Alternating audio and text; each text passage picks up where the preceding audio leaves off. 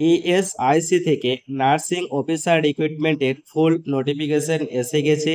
এক কাপ চায়ের সাথে সন্ধেবেলায় এই নোটিশটি একবার চটপট চেক করে নাও আর মাত্র 25 টাকা দিয়ে আবেদন করে দাও। কিছু কিছু ক্যাটাগরির ক্যান্ডিডেট আবেদন ফিস লাগবে না, সম্পূর্ণ বিনামূল্যে আবেদন করতে পারবে। আর এক্সাম পশ্চিমবঙ্গে এক্সাম সেন্টার আছে। GNM BSc post basic BSc ক্যান্ডিডেটরা আবেদন করতে পারবে। এছাড়াও বাইরের স্টেটে যে সকল ক্যান্ডিডেটরা এখন হসপিটালে জব করছো, তোমাদের হসপিটালের পাশেই এক্সাম সেন্টার আছে। তো সম্পূর্ণ বিষয়গুলি আজকের এই ভিডিওতে আলোচনা করব। আর একটা সবচেয়ে খুশির খবর হচ্ছে যে এই ইএসআইসি তে এক্সাম যেটা হবে, এই এক্সামের নন নার্সিং সাবজেক্ট থেকে কোনো কোশ্চেন থাকবে না। যেমন এমস নর্সেট 6 এর নন নার্সিং সাবজেক্ট থেকে কোশ্চেন থাকে, ইএসআইসি তে কিন্তু নন নার্সিং সাবজেক্ট থেকে কোনো কোশ্চেন থাকবে না। সম্পূর্ণ কোশ্চেন যা কিছু থাকবে সবই নার্সিং সাবজেক্ট থেকে। আর ওএমআর 10 পেপার বেসড কিন্তু তোমাদের এক্সাম হবে। সো চলো দেখে নি ফুল নোটিশটি। এর আগে বলি যে এই পিডিএফটি আমি টেলিগ্রাম গ্রুপে সেন্ড করে দেবো, সেখান থেকে তোমরা সমস্ত বিষয়গুলো চেক করে নিতে পারবে। তাই প্রত্যেকেই কিন্তু টেলিগ্রাম গ্রুপ জয়েন করবে। টেলিগ্রাম গ্রুপ কিভাবে জয়েন করতে হবে সেটা আমি ভিডিওর একদম শেষে দেখাবো, তোমরা সকলেই সেই জায়গাটা দেখে নিও। আর চ্যানেলে একদম যারা নতুন দর্শক তারা চ্যানেলটাকে সাবস্ক্রাইব করে নিও নার্সিং এর এরকম নিত্য নতুন আপডেট পাওয়ার জন্য।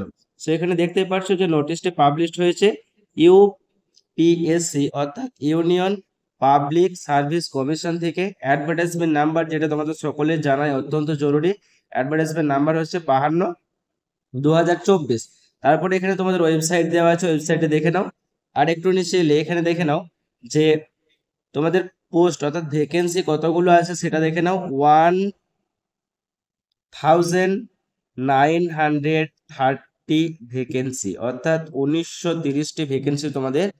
এর আগেও নোটিশে বলেছিলাম 1930টি ভ্যাকেন্সি কিন্তু এখানে আছে, ভ্যাকেন্সি কিন্তু চেঞ্জ হয়নি। এবার ইউআর ক্যাটাগরিদের জন্য আছে 892, ইডাব্লিউএস দের জন্য আছে 193, ওবিসি দের জন্য আছে 446, আর এসসি দের জন্য আছে 235, এসটি দের জন্য 164, পিডাব্লিউবিডি দের জন্য আছে 168। টোটাল ভ্যাকেন্সি হচ্ছে 1930টি, 1930 ভ্যাকেন্সি। ঠিক আছে, তারপরে এখানে দেখে নাও আরো কিছু বিষয় মেনশন করা আছে নিচেতে যে তোমাদের স্যালারি কত দেওয়া হবে। সো এখানে দেখে নাও পে স্কেল অর্থাৎ স্যালারি লেভেল 7 অনুযায়ী স্যালারি ওই 70 থেকে 80 হাজার টাকার মতো স্যালারি তোমরা পাবে। বোঝা গেল। এরপর দেখে নাও এজ। এজের ব্যাপারে অনেকে জিজ্ঞেস করেছিল এর আগে। সো এজের ব্যাপারটা এখানে দেখে নাও কি বলা হয়েছে। 30 বছর হচ্ছে ইউআর আর ইডাব্লিউএস ক্যান্ডিডেটদের জন্য, 33 বছর পেয়ে যাচ্ছে ওবিসি, আর 35 বছর পেয়ে যাচ্ছে এসসি এসটি, 40 বছর হচ্ছে পিডাব্লিউবিডি, আর 18 বছর থেকে তোমরা আবেদন করতে পারবে। তাহলে 18 থেকে 30, 18 থেকে 33, 18 থেকে 35, 18 থেকে 40 বছরের ক্যান্ডিডেটে কিন্তু আবেদন করতে পারছো। বোঝা গেল। এরপর হচ্ছে এসেনশিয়াল কোয়ালিফিকেশন অর্থাৎ শিক্ষাগত যোগ্যতা কি কি লাগবে। BSc GNM post basic BSc ক্যান্ডিডেটরা আবেদন করতে পারবে। বিএসসি ক্যান্ডিডেট কোনো এক্সপিরিয়েন্স লাগবে না। আর এন অথবা আর এম অর্থাৎ রেজিস্টার্ড নার্স ও মিডওয়াইফ, মানে যে কোনো স্টেট নার্সিং কাউন্সিলের একটা রেজিস্ট্রেশন থাকলেই হবে। এমন কোনো ব্যাপার নেই যে ওয়েস্ট বেঙ্গল নার্সিং কাউন্সিলের আন্ডার রেজিস্ট্রেশন লাগবে। West Bengal nursing council under registration না থাকলেও অ্যাপ্লাই করতে পারবে। যারা Karnataka state nursing council under registration আছে, বা Andhra Pradesh nursing council under registration আছে, বা অন্যান্য নার্সিং কাউন্সিল আন্ডার রেজিস্ট্রেশন থাকলে তোমরা অ্যাপ্লাই করতে পারবে বিএসসি। সো বিএসসি আর পোস্ট বেসিক বিএসসি ক্যান্ডিডেট কোনো এক্সপিরিয়েন্স লাগবে না। উইদাউট এক্সপিরিয়েন্স বিএসসি এবং পোস্ট বেসিক বিএসসি ক্যান্ডিডেটরা আবেদন করতে পারবে। আর যে কোনো স্টেট নার্সিং কাউন্সিলে একটা রেজিস্ট্রেশন সার্টিফিকেট থাকলে আবেদন করতে পারবে। এরপর দেখে নাও বি নাম্বার অপশনে কি বলা হয়েছে। জিএনএম ক্যান্ডিডেটদের জন্য বলা হয়েছে জিএনএম ক্যান্ডিডেটদের যে কোনো স্টেট নার্সিং কাউন্সিলের রেজিস্ট্রেশন সার্টিফিকেট থাকলে তোমরা আবেদন করতে পারবে যে কোনো নার্সিং কাউন্সিলের আন্ডারে। এবং জিএনএম দের জন্য এই যে দেখে নাও 1 year experience in minimum 50 bedded hospital after acquiring the education qualification. তো তোমাদের জিএনএম যারা আছো তারা জিএনএম পাস আউট হতে হবে, আরএন বা আরএম নাম্বার লাগবে, আর 1 বছরের এক্সপিরিয়েন্স লাগবে 50 বেডের হসপিটালে। বোঝা গেল। এটা ছিল শিক্ষাগত যোগ্যতা এডুকেশন কোয়ালিফিকেশন। তারপরে দেখে নাও ডিউটিস ব্যাপারে এখানে কিছু বলা হয়েছে। এবার তোমাদের আবেদন কবে থেকে শুরু হচ্ছে, কোন ওয়েবসাইট আবেদন করতে হবে, আবেদনের শেষ তারিখ, কারেকশন, সেই সব বিষয়গুলো এখানে মেনশন করা আছে। তোমাদের আবেদন শুরু হচ্ছে 7/3/2024 থেকে, আবেদনের শেষ তারিখ হচ্ছে 27/3/2024। বুঝে গেল? এই ওয়েবসাইটে তোমাদেরকে আবেদন করতে হবে, ওয়েবসাইট এখানে মেনশন করা আছে।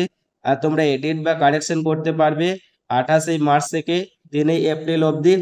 টোটাল 7 দিন তোমরা এডিট করার জন্য হাতে পাবে। বুঝে গেল? এরপর নিচে দেখে নাও তোমাদের এক্সামের ব্যাপারে এখানে বলা হয়েছে ডি নাম্বার অপশনে pen and paper based recruitment. তাহলে এখানে বুঝতে পারলে পেন আর পেপার এই এক্সামের প্যাটার্ন সম্পূর্ণ এমস এমস থেকে সম্পূর্ণই কিন্তু আলাদা।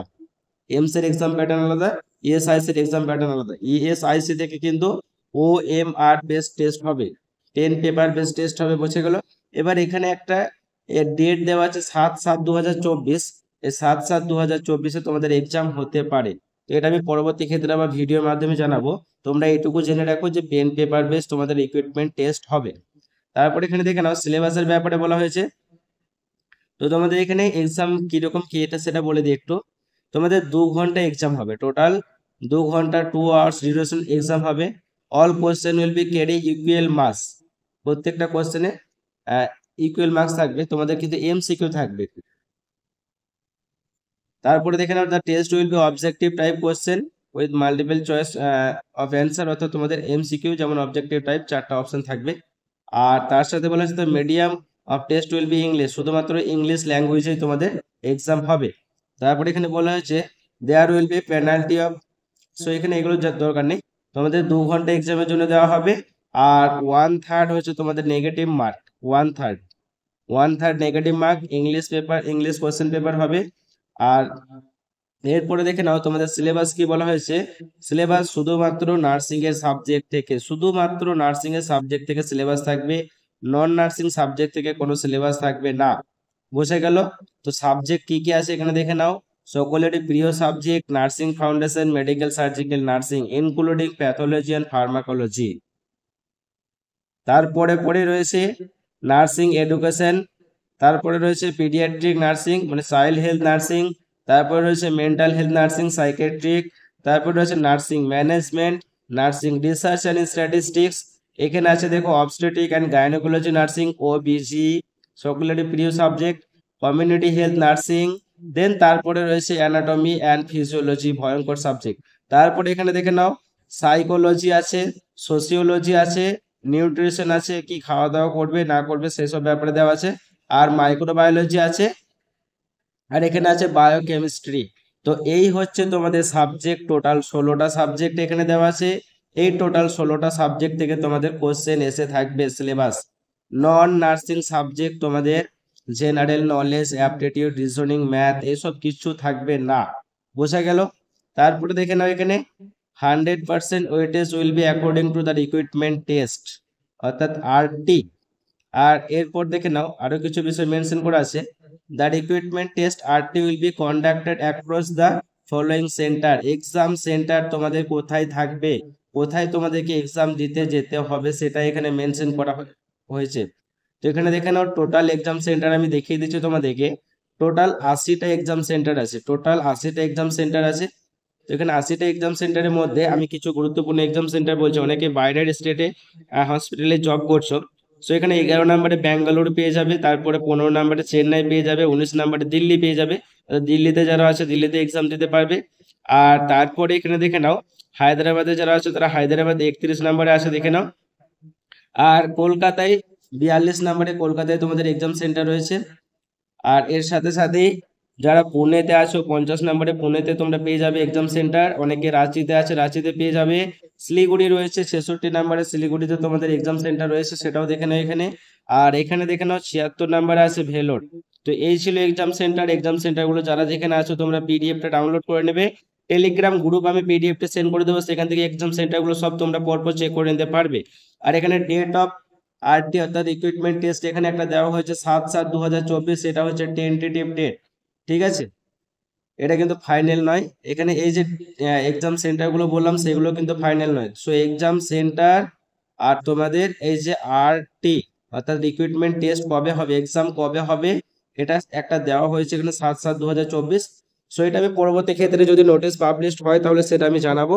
আর যদি না হয় তাহলে এটাই ফিক্স থাকবে। আর তোমরা অ্যাডমিট কার্ডে তো এক্সাম ডেট, এক্সামটা পেয়ে যাবে, কবে হবে সেটা তো অবশ্যই।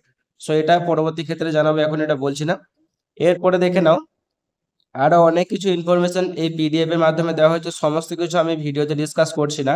সবচেয়ে একটা গুরুত্বপূর্ণ যেটা হচ্ছে দেখে নাও অ্যাপ্লিকেশন ফিস, অর্থাৎ পকেট থেকে কত টাকা খরচা করতে হবে অনলাইনে আবেদন করার জন্য। সো এখানে দেখে নাও ফিমেল ক্যান্ডিডেট যারা আছো তাদেরকে অ্যাপ্লিকেশন ফিস দিতে হবে না, সম্পূর্ণ বিনামূল্যে। এসসি ক্যাটাগরি ক্যান্ডিডেট কোনো অ্যাপ্লিকেশন ফিস লাগবে না, সম্পূর্ণ বিনামূল্যে।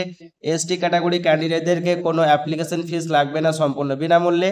আর পিডাব্লিউবিডি ক্যান্ডিডেটদের কোনো অ্যাপ্লিকেশন ফিস লাগবে না। তাহলে ফিমেল ক্যান্ডিডেট, এসসি এসটি আর পিডাব্লিউবিডি ক্যান্ডিডেটদেরকে কোনো অ্যাপ্লিকেশন ফিস লাগবে না, সম্পূর্ণ বিনামূল্যে তোমরা ফর্ম ফিল আপ করতে পারবে। বুঝে গেল? তাহলে এই যে দেখালাম এই ক্যান্ডিডেটটা অবশ্যই এক্সাম দেবে।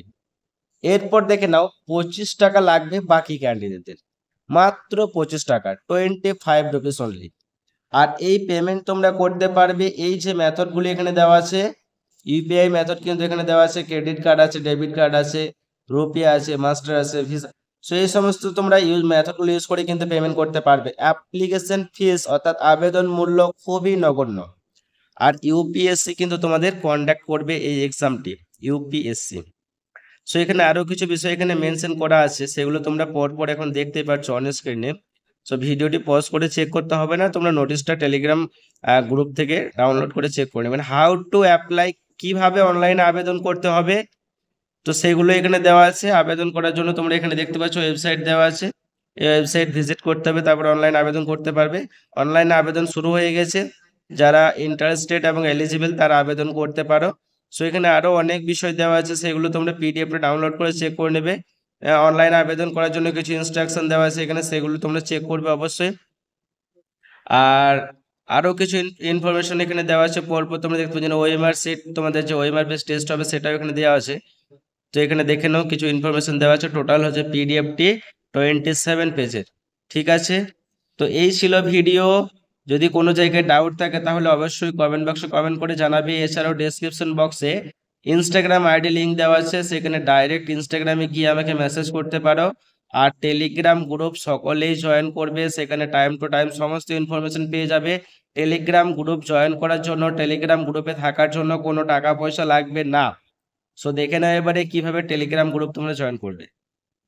যাদের টেলিগ্রাম অ্যাপ আছে তাদের ডাউনলোড করা লাগবে না, যাদের নেই তারা প্লে স্টোর থেকে টেলিগ্রাম অ্যাপটি ডাউনলোড করে টেলিগ্রাম অ্যাপটি ওপেন করার পর সার্চ বক্সে সার্চ করবে শাহজামাল অফিসিয়াল একাডেমি। তারপর শাহজামাল অফিসিয়াল একাডেমির উপরে ক্লিক করলে জয়েন বলে একটা অপশান আসবে, সেই জয়েন অপশানে ক্লিক করলে শাহজামাল অফিসিয়াল একাডেমি টেলিগ্রাম চ্যানেলে জয়েন হতে পারবে।